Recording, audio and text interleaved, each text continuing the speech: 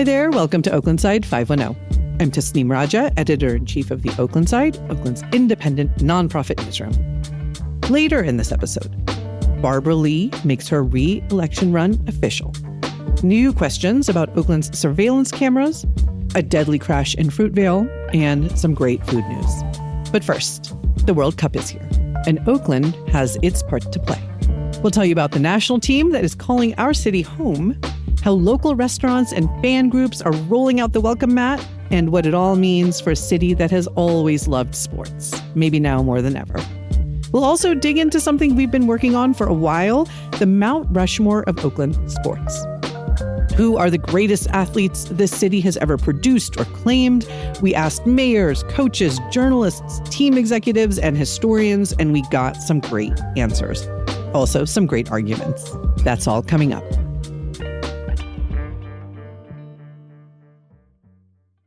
Let's get into our main story. This week, I'm joined by someone who is bringing you the next chapter of the story of Oakland sports. Ann Marks began reporting as a freelance sports journalist for the Oaklandside earlier this year and has quickly become a go-to voice in our city on Oakland sports. Ann, welcome. Thanks, Tasneem. It's been a great few months. This city has a lot going on sports-wise. It really does, and you have been covering it beautifully. Now, I should mention, you've been writing our monthly Oakland Sports Roundup.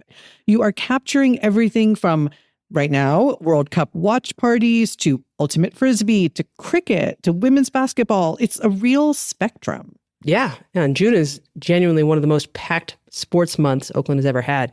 There's something happening almost every day. And we will get to all of that in a moment. But first, the big one.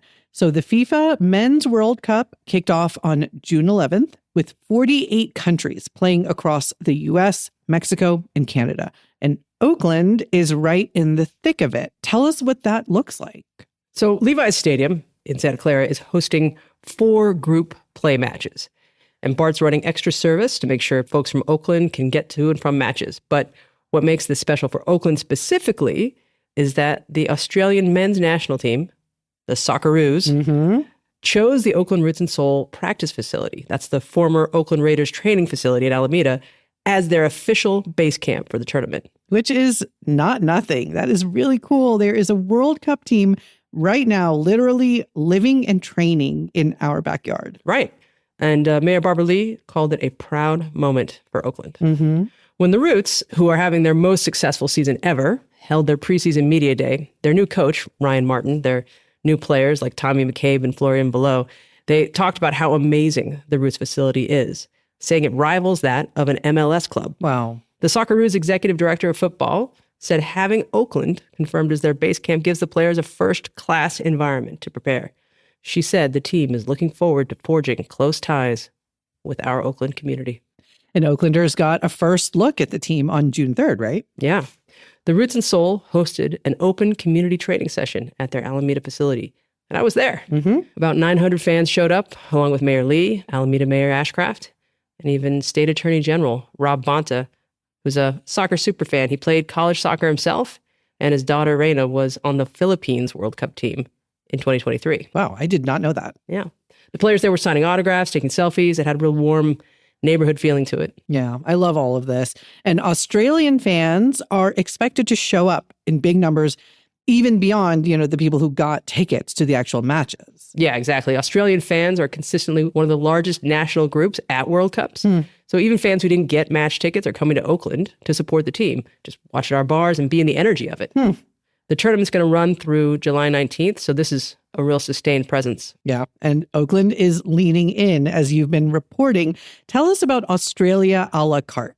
Oh, yeah. So the Oakland Roots and Soul put together this promotion where 7 local restaurants are creating menus using Australian ingredients. It kicked off June 6th at Bake Sale Betty. As it turns out, Betty herself, Alison Barakat, is actually Australian. So she served her famous fried chicken with a version of chicken salt, which sounds like it's made from chicken, but it's just a seasoning salt that is apparently in every kitchen in Australia that they use to make things flavorful. Yeah, I actually recently saw this on the menu at Abu Raya. So they are tossing their already outstanding tater tots in chicken salt. They're also offering some Australia-inspired sauces for their Japanese fried chicken. I tried the honey mustard, and I can tell you it is awesome. Oh, yum. I know over at Boychik Bagels, they're offering a Vegemite spread. The owner there, Emily Winston, told us it's definitely an acquired taste. Okay. She said it's so savory, so she likes pairing it with their onion and everything bagels. Yeah. Okay. I get that. Now, the World Cup is bringing people together across nationalities, not just Aussie fans. So how is Oakland making sure that, everybody feels like they're part of this? Yeah. The Oakland Sports Group, which includes the Roots and Soul, the Oakland Ballers, the fan group, the Oakland 68s, the Oakland Marathon, and Oaklandish, put together something called the East Bay Soccer Trail. It's a website, so fans from anywhere or of anywhere can go there and find out where to catch each match, grab a meal, book a hotel, anything to get involved in FIFA. And for Team USA's first match against Paraguay on June 12th, the Oakland Sports Group hosted a free watch party at Raimondi Park, home of the Ballers. Big screen, food, family-friendly activities. Yeah. Free is important. Soccer is meant to be a sport for everyone, right? That's exactly the point. The idea is that live sporting events can get expensive. Yeah. What makes watching at Raimondi special is being able to bring people together without a huge price tag. Yeah. So the Oakland 68s, Oakland's largest fan group, they held a watch party too? Yeah, they hosted Mexico, everyone's second favorite team in Oakland, versus South Africa on the tournament's opening day, June 11th, at the Aloha Club in Fruitvale. The founder of the 68s, Jorge Leon, said, "Here we are in this world where everything seems so unsettled, but football community can unite us." And before we move on from the Cup, are there any other teams you or, just folks you're talking to in Oakland seem to be particularly paying attention to? Well, there's a lot of enthusiasm for Panama. Curacao is the smallest nation ever to qualify for the World Cup. And I have to root for Brazil. Okay, why is that? Because my wife is from Brazil. I don't have to always root for Brazil, but I can never root for Argentina. Okay, understood. Let's pivot to another big piece from you, the Mount Rushmore of Oakland sports. So this was such a fun read. What was this all about and what was your approach? So we wanted to capture the breadth of Oakland's sports histories. So I asked over a dozen people, mayors, council members, sports journalists, business leaders, coaches, former players, team executives, to each name their 4 all-time greats. And almost no two lists look the same. Right. The Mount Rushmore concept, if you had to build a Mount Rushmore, what are the 4 people, teams, places that absolutely have to be on there? So as you said, almost no two lists look the same. Almost. Because there was one name that was on nearly every single list, and usually first, Ricky Henderson. Oakland Tech grad, Oakland A's champion. The all-time leader in runs and stolen bases in Major League history. Wow. One sports journalist, Monty Poole, told us there's not much everyone agrees on, but everyone agrees Ricky was absolutely the best leadoff hitter in history. Wow. Paul Freeman, the CEO of the Oakland Ballers, put Ricky at the top of 3 different lists. He offered us a list of people who were from here and played here, a list of people who grew up here, played anywhere, and a list of folks who played here but were from anywhere. And Ricky was number 1 on all 3 lists. Okay, so who came up the most after Ricky Henderson? Bill Russell, the 11-time NBA champion, civil rights activist. He actually grew up in Oakland and was cut from his junior varsity team in high school before going on to become the winningest player in professional team sports. And Marshawn Lynch, beast mode, the Super Bowl champ. He played for the Raiders as well as the Seattle Seahawks. And people kept describing him as having that signature Oakland swagger. So the swagger thing came up a lot in your piece. Yeah, there were actually 3 athletes. It was Ricky, Marshawn, and Gary Payton, the glove, the Skyline basketball legend, who multiple people I spoke with described as having Oakland swagger. So Matt Steinmetz, he's another sports journalist who lives in Oakland. People probably know him most from the Golden State Warriors broadcasts. He said that those 3 send this positive and accurate message about what happens here in Oakland. It seemed like people were really excited to talk about this topic with you. It didn't seem like you had a hard time getting people. Oh, yeah, definitely. Everybody had personal stories to share. Tommy Hodel from the Roots attended Skyline High when Coach John Beam was there, so Beam made his list. Wow. Another Skyline alum, former Mayor Libby Schaaf, told me a story about meeting her childhood hero, NFL coach John Madden, during the Raiders stadium negotiations. And her mother, was so excited about it, she baked Raiders-themed cookies to give him, which he happily ate during the beating. She actually told me that her mother was asked once about whether she took Libby to church growing up. And she said, not when there's Raiders playing. Different kind of church. Yeah. Monty Poole, the local Warriors reporter that we mentioned earlier, is a Castlemont alum. He had the same baseball coach as another Castlemont alum, Hall of Famer Joe Morgan. That coach, Joe Morgan's father, Leonard. So that's just 3 stories that come to mind, but everyone in Oakland seems to have a story about the players they love. That's why actually we included a link in the article so that people could share their own Mount Rushmores and also maybe give me some thoughts for a future article. They want to tell me the story about why they picked them. Love that. And even with all these names, people pushed back on the idea that 4 could ever be enough. Yeah, Paul Breckenmeisner, who wrote the book on Oakland sports history, said it can't be a Mount Rushmore. It has to be a pretty big mountain range. And honestly, after reporting this out, I agree. I mean, you've got 3 McClymonds classmates from the 1950s, Bill Russell, Major League MVP Frank Robinson, baseball all-star Curt Flood. Each of them changed the face of American sports, and they were all playing on the same team at the same school at the same time. Wow. Russell and Robinson were the first Black coaches in their leagues. Flood is responsible for the existence of free agency. Right? You've got people like Alyssa Liu, right? She just won 2 gold medals at the Winter Olympics. Yeah. Right? She brought Oakland to Milan. That's some Oakland swagger. Marcus Thompson, New York Times journalist and Oakland Tech grad, he wrote a whole book about Steph Curry and didn't even have a place for him on his list of 4. Another name I heard, Alexis Gray Lawson. Now she's Oakland Tech's athletic director, but she was a basketball star in high school and a Cal who went on to the WNBA. Gray Lawson herself named Anna Johnson, the first professional women's basketball player from Oakland, saying that Johnson is the GOAT meaning the greatest of all time, because she also coached the GOATs. She even coached NBA All-Star Damian Lillard at basketball camp. So yeah, I hear it. It really does need to be a mountain range. Yeah, it's a mountain range. And that's a great problem for the city to have.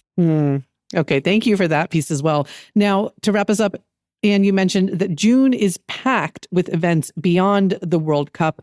Give listeners a taste of what else you captured in your most recent sports roundup. So the Oakland Roots are having a strong season at the Coliseum after some pretty disappointing ones. They're currently in playoff position in their conference. All right. So that's exciting. The Oakland Soul are near the top of their division, and they're playing their home games at Merritt College. Yep. The Ballers, they're the defending Pioneer League champions, and they're deep into their season at Raimondi Park. The Bay Area Falcons, our female and non-binary ultimate Frisbee team, are heading into a championship weekend on a 6-game winning streak with a great shot at winning it all. Wow. And the Oakland Spiders, that's our men's ultimate team, are undefeated 7 games into their season. The Women's Premier Basketball Association, a minor league pipeline to professional leagues like the WNBA, kicks off this month at Fremont High. And then Major League Cricket is coming to the Oakland Coliseum this summer. The San Francisco Unicorns, who have Indian cricket legend Ravi Ashwin joining the team this season, are hosting league play there later in June, and then they're going to host the postseason in July as well here in Oakland. So there's genuinely something for everyone this month. Sounds like it. Anne's Sports Roundup is on our website, and we'll link to it in the show notes. I've been checking Anne's Roundup out, looking for games to take our young daughter to. I'm really excited for her to grow up in a city with so much representation across so many cool sports. Now, Anne, before I let you go, I want to ask you one more thing. You have been immersed in Oakland sports since well before you started freelancing with us this year. And through your reporting, you've been talking to fans, team executives, athletes, historians. Now, when you step back and you look at the full picture of what is happening in Oakland sports right now, just how does it compare to the story that we were telling just a few years ago when the A's left and there was so much grief and anger, and it really felt like the city was losing something that it just couldn't replace? Oakland is a sports town. That hasn't changed. If anything, the absence of the A's and the Raiders has really crystallized what makes this town so special. We love sports. We've always loved sports, and we're going to keep on loving sports. For example, the Golden State Storm, an expansion team in the Women's National Football Conference, just played their first season of tackle football here in Oakland. And their 3 home games were the most attended games in league history. No way. So while the national story might be about teams leaving, we actually are seeing new teams like the Storm and the Skates, who are going to play hockey at the Oakland Ice Center this fall, coming to Oakland. Yeah. And remember, a number of these teams are collectively owned by Oakland residents, so they won't be leaving us. And Marks, this has been really fun. Thank you. Oh, thanks, Tasneem. Go Oakland. Anne covers Oakland sports as a freelance journalist for the Oaklandside. She also hosts Day Thinking Trivia Brunch in downtown Oakland.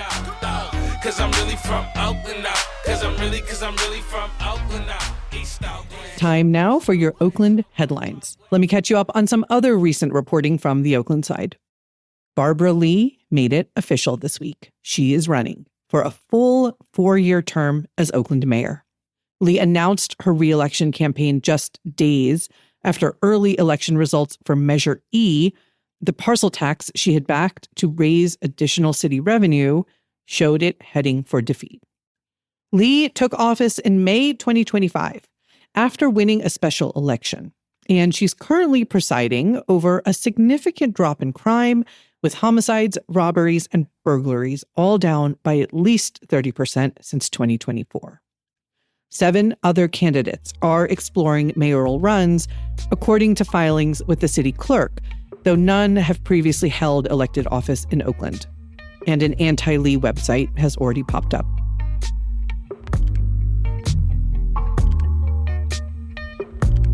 Also on the City Hall front, 2 stories from our reporter Eli Wolf this week.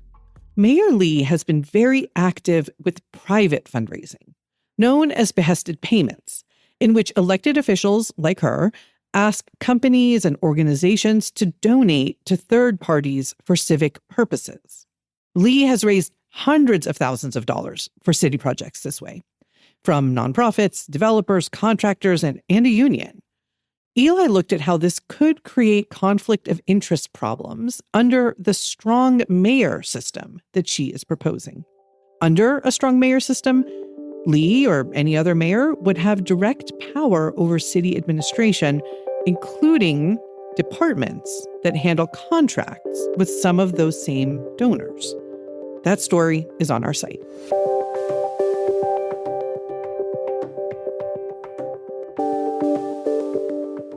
A police recruitment consulting firm has filed a legal claim against the city, accusing District 2 City Council member Charlene Wong of backing out of a deal to help set up a military-to-police hiring pipeline for OPD. Wong disputes this claim. She says she never had any authority to commit the city to any contract and that the company's account miscategorizes their conversations.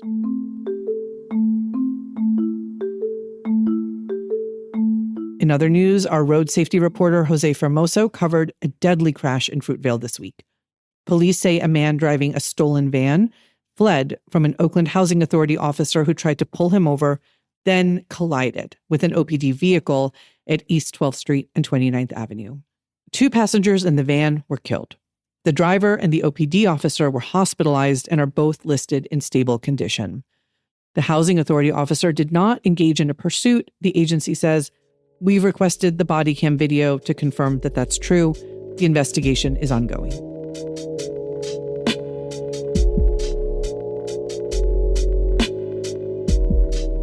Also on public safety and surveillance, Eli reported this week that Oakland's network of flock license plate reader cameras captured more than 600 million plate reads last year.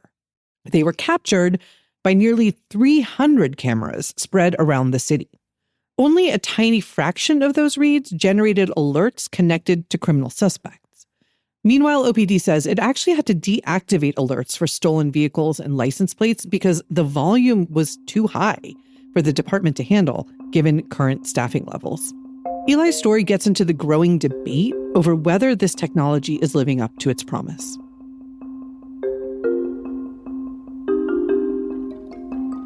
Now for some arts and community news. Oakland Carnival happened this past weekend at Mosswood Park. Our photo essay is on the site, and it is worth a look. Bright colors, feathers, music, dance, joy. Classic Oakland. In food news, a beloved Fruitvale street food vendor has opened its first brick-and-mortar location. Shukos Magi, run by Maria Rodas and her family, is now open. serving Guatemalan and Mexican food, including their signature chucos, loaded hot dogs, along with tacos, mulitas, and quesadilla. See our story for the address. And in perhaps the most Oakland versus not Oakland food news of the week, Gwyneth Paltrow's Goop Kitchen has launched what it is calling a Berkeley location, but it is actually operating out of the Adeline Food Hall in Oakland, with delivery to Berkeley, Oakland, and Emeryville.